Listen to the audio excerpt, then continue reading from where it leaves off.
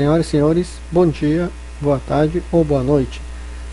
Nós iniciaremos hoje a quinta aula da disciplina de reciclagem do curso técnico em reciclagem. Sou o professor Takeshi e iniciaremos a aula. Nas aulas anteriores, nós vimos toda aquela estrutura e os procedimentos necessários para que exista uma usina de reciclagem de sólidos urbanos. Então, de acordo com todos aqueles conhecimentos adquiridos nas aulas passadas, iremos iniciar hoje a parte de equipamentos para reciclagem de resíduos sólidos urbanos. Ou seja, isso iniciará com a coleta seletiva, onde envolve os materiais reaproveitáveis, ou seja, os papéis, vidros, plásticos, metais e resíduos orgânicos. Como nós havíamos visto na aula passada, aquela tabela que mostra todos os tipos de lixo que seria feito a parte de coleta seletiva para resíduos sólidos urbanos poderem sofrer a reciclagem. Então a coleta seletiva pode ser ou não ser seguida pelo processamento, que são a triagem final, acondicionamento, estocagem e comercialização destes resíduos. Não esquecer que existem os resíduos orgânicos e os inorgânicos, ou seja, a maior parte dos resíduos inorgânicos irão para a reciclagem e a outra parte dos resíduos orgânicos irão para os aterros ou para a compostagem. Não esquecer também daquela tabela que estão as cores dos resíduos sólidos urbanos, onde as cores indicam a padronização de quais os materiais que estão ligados a ele, igual amarelo é o metal, vermelho é o plástico, verde são os vidros, preto madeira, marrom são os resíduos orgânicos e assim por diante. Isso daí, essa tabela ela é padronizada pela ABNT. Para que ocorra a reciclagem, nós temos que dispor de uma estrutura física básica, onde nós temos uma estrutura básica para a usina de reciclagem de resíduos sólidos urbanos, onde nós temos esses autores Pintos e Gonzalez, 2008, eles demonstram uma estrutura pequena, básica para uma cidade de pequeno porte, onde temos a estrutura física e a estrutura operacional, ou seja, o local e o corpo humano que trabalham nela. Na estrutura física básica, na parte 1 ali, nós temos o silo estoque, onde nós recebemos todo o material que chega da coleta seletiva ou da não seletiva também, onde eles vão sofrer o que? A triagem. Após essa parte da recepção, vocês vão ter a mesa de triagem, onde estarão as pessoas onde vão fazer o que? A triagem propriamente dita e a triagem primária. A partir disso, vocês vão ter o que? Uma terceira fase, onde vai ter a triagem secundária. Vocês vão ter também a parte de prensagem e depósito, e vai ter o estoques que vão estar fardados e que sofrerão o que? O transporte para serem encaminhados para as outras indústrias para ser feita a reciclagem, para que esse material possa ser utilizado em outras indústrias. A estrutura operacional ele vai envolver os coletores de rua, que são os garis e assim por diante, os triadores, que vão fazer as triagens, deslocadores de tambores, ou seja, são as pessoas que vão vão transportar da mesa de triagem para as baias onde vão sofrer a retriagem. Vão ter os retriadores de plásticos e metais, os enfardadores e as pessoas que vão administrar o processo. Então, para que isto ocorra, iniciaremos com os veículos coletores. Ou seja, esses veículos coletores são veículos dotados de carrocerias especialmente projetados para a coleta, que se destinam aí à respectiva carga. Ou seja, são os implementos que são acoplados aos veículos para que possa fazer toda a coleta e o transporte desses materiais. Então vocês vão ter os veículos coletores de caçamba simples, porque onde o próprio nome diz, são dotados de caçamba sem sistema de compactação. O lixo é somente amontoado, e os principais tipos deles são o veículo coletor basculante tipo standard, ou seja, sem cobertura, podendo ser equipado com guindaste com garra tipo clamshell, para coleta de sucata, entulho e resíduos volumosos, e veículo coletor convencional, também conhecido como tipo prefeitura, de baú ou gaveta. É um equipamento com carroceria fechada, construído em forma de caixa abaulado na parte superior, onde existem janelas com tampa pelas quais os resíduos são introduzidos, e a descarga se dá através de basculamento da caixa. Então nós temos ali alguns equipamentos, ou seja, nós temos os veículos que têm os guindastes, ok, com as caçamba clamshell, e quando não tem esses guindastes são os veículos coletores que não tem implemento nenhum.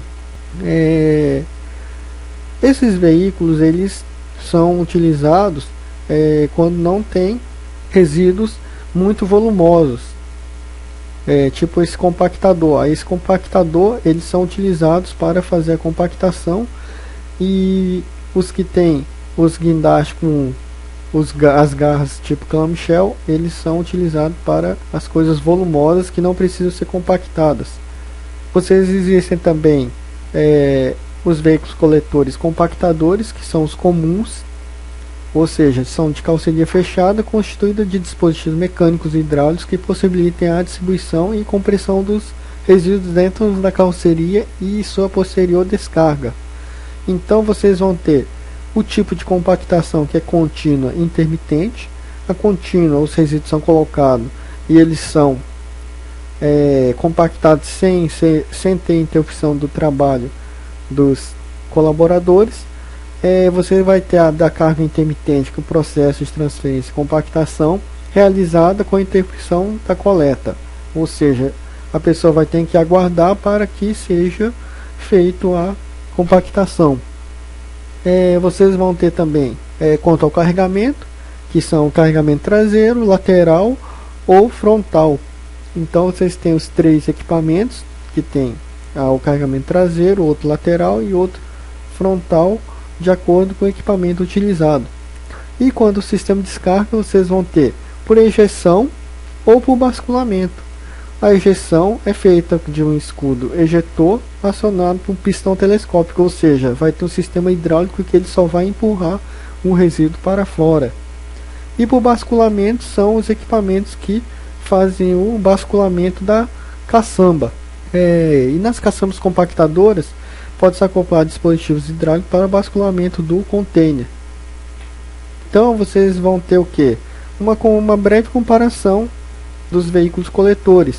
Sem compactação, onde nós temos as vantagens e desvantagens, que são os caminhões basculantes, que vocês conhecem, que carrega areia, pedra, brita e também lixo.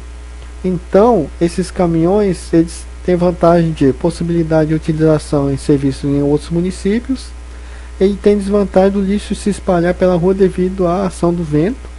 À altura da carroceria existem garis grandes esforços na manipulação do lixo.